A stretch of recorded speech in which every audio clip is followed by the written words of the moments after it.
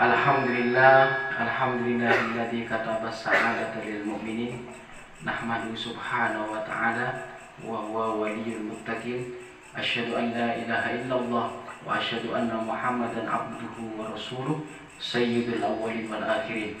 Allahumma sholli ala Muhammad, Allahumma sholli ala sayyidina Maulana Muhammad wa ala alihi washabihi ajmain. Amma ba'du. Alhamdulillahirabbil alamin.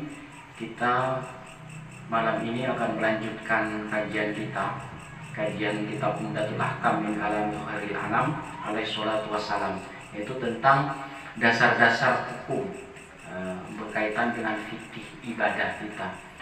Untuk malam ini kita akan membahas tentang, ini ada berbagai macam bab dan insya Allah akan kita bahas satu persatu. Dan untuk yang pertama adalah babul witri.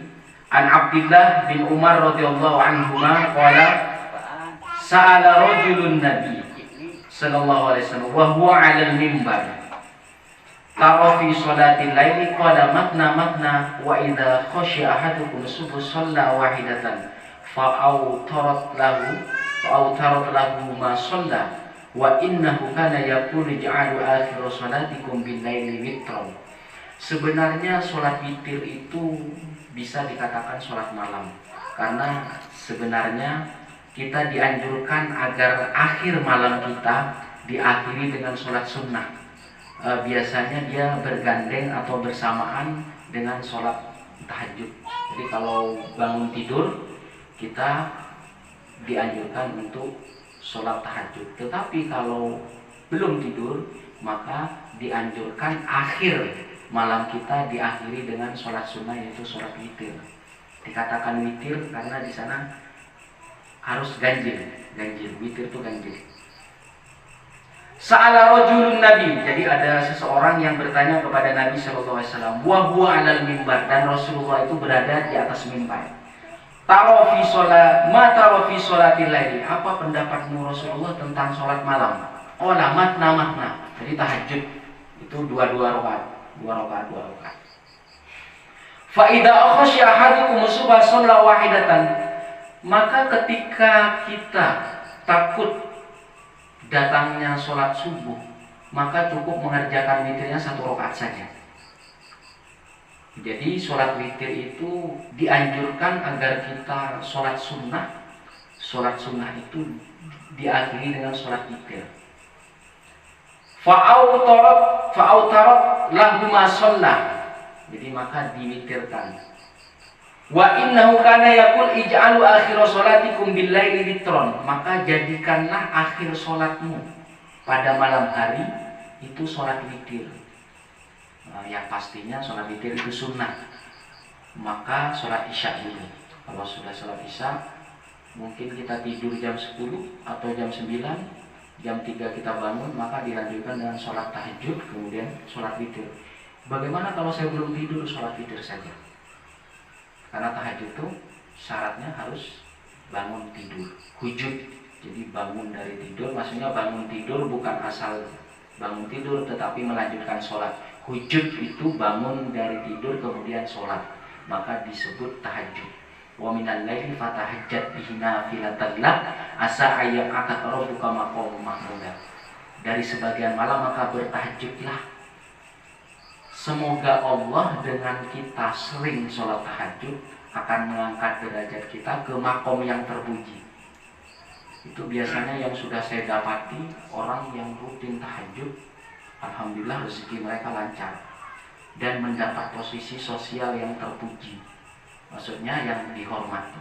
Itu barokahnya kalau kita sering sholat tahajud. Apakah harus banyak? Tidak, hanya 2 rakaat saja. Kemudian dilanjutkan witir, bisa khomsan, bisa 5, atau salasan 3. Kemudian kalau memang waktunya mau mendekati subuh, bisa 1 rakaat saja witirnya. Berarti tahajudnya 2 rakaat, witirnya boleh 1 rakaat. Ini hikmah witir. Ini pernah kita bahas tentang witir, karena sebenarnya Allah itu menyukai yang witir. Karena Allah itu esa, 1, witir. Bahkan di dalam pengambilan keputusan itu harus menggunakan witir, harus ganjil.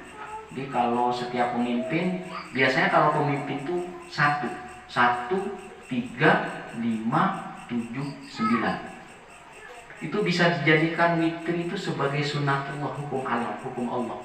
Lihat siap pemimpin-pemimpin kita, pasti 1. Hakim biasanya 1, 3, 5, 7, 9. Jadi kalau nggak 1 biasanya 3. Jadi kalau lebih dari 1 itu namanya pemimpin kolegial, kepemimpinan bersama dia. Kenapa harus ganjil? Karena ketika kita mengambil keputusan harus ada keputusan yang tetap. Jadi kalau 2, kalau yang satunya ya, yang satunya tidak, maka akan bertengkar, maka harus ada ganjil. Jadi kalau misalkan 3, yang 1 ya, yang 1 tidak. Nah, yang 1 ini mengikuti antara ya atau tidak. Berarti yang setuju bisa 2, yang tidak setuju bisa 2. Jadi ganjil. Lihat kepemimpinan kita. Dari pemimpin lembaga tinggi negara pasti ganjil. Bahkan di dalam pengadilan kita hakim kalau nggak 1, 3. Kalau nggak 3, 5. Kalau nggak 5, 7. Kalau nggak 7, 9. Biasanya kalau 9 itu keputusan dalam menentukan sahnya tidak untuk menjadi presiden biasanya. Nah, itu witir. Jadi kalau kita masih belum sempat tidur di malam hari, maka sholat witir saja.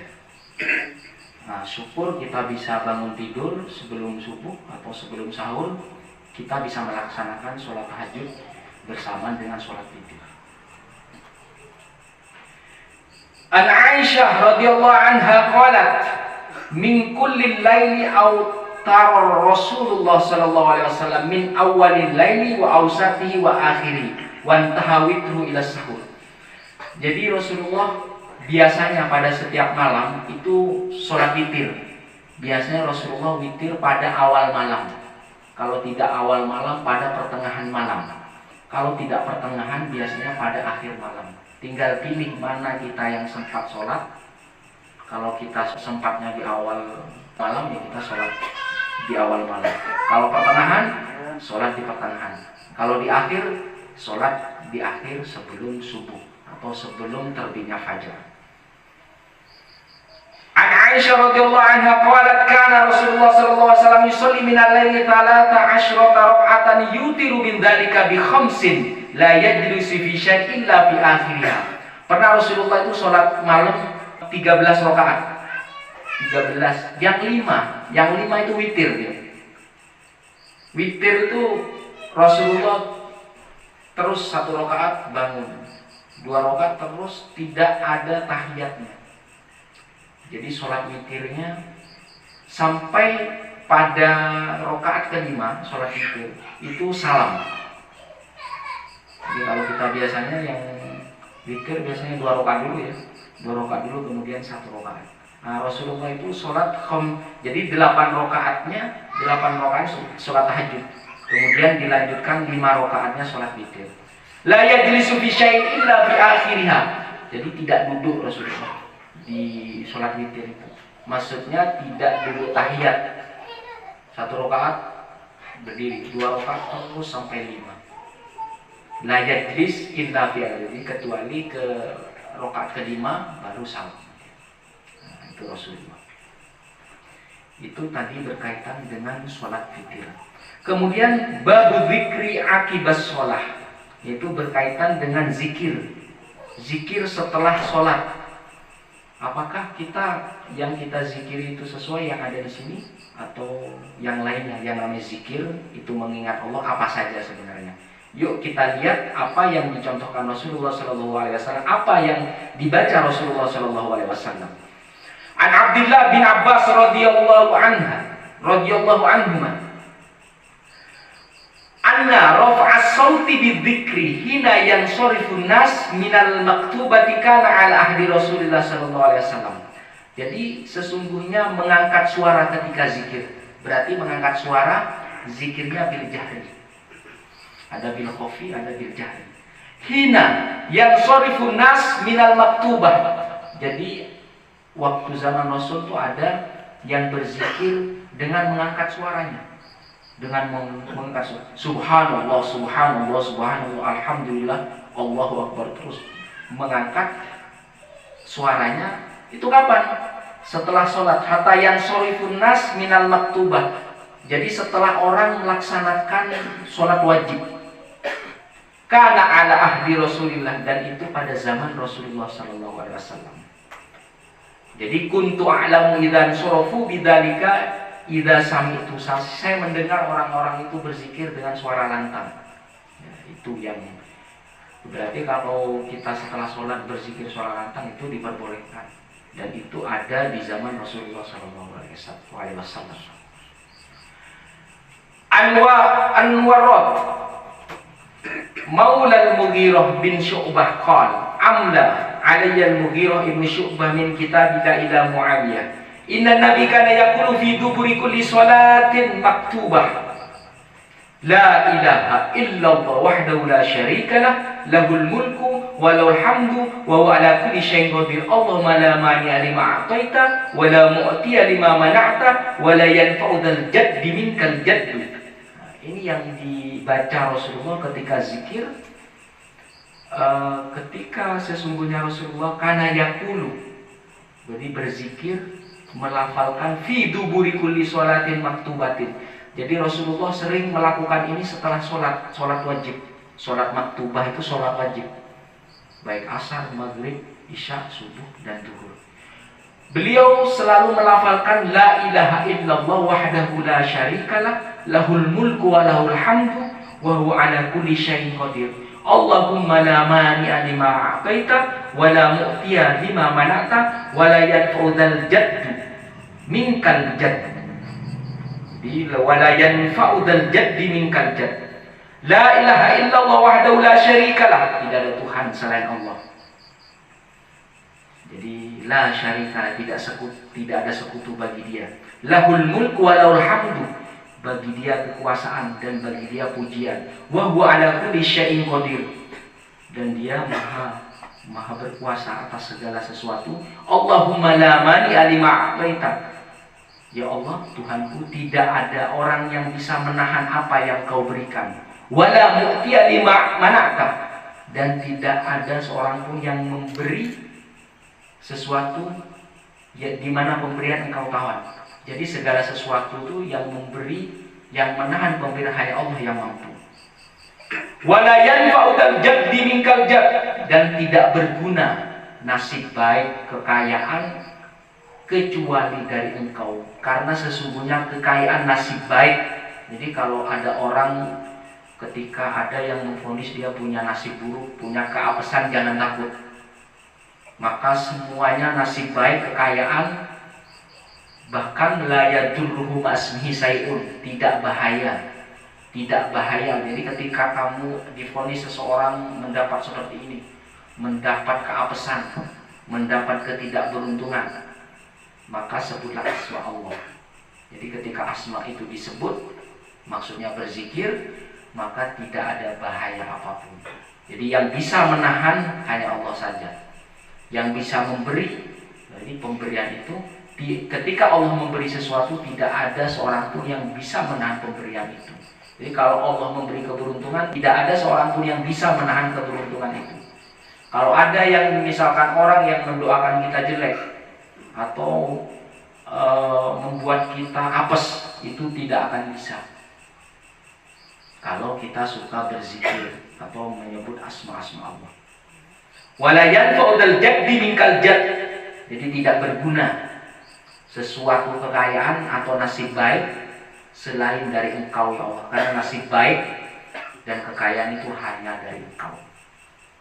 Jadi kalau biasanya kalau orang yang bertengkar, dia saling mengumpat atau saling mencelakai, itu jangan takut selama Anda tidak bersalah, selama Anda benar-benar bermuamalah dengan baik, maka jangan takut.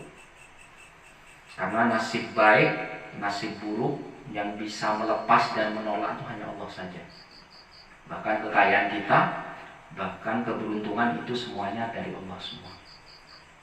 Maka jangan takut.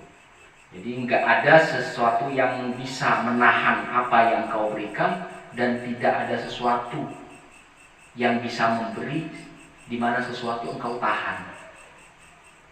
Jadi untung, keberuntungan, nasib baik, kekayaan itu dari Allah semua.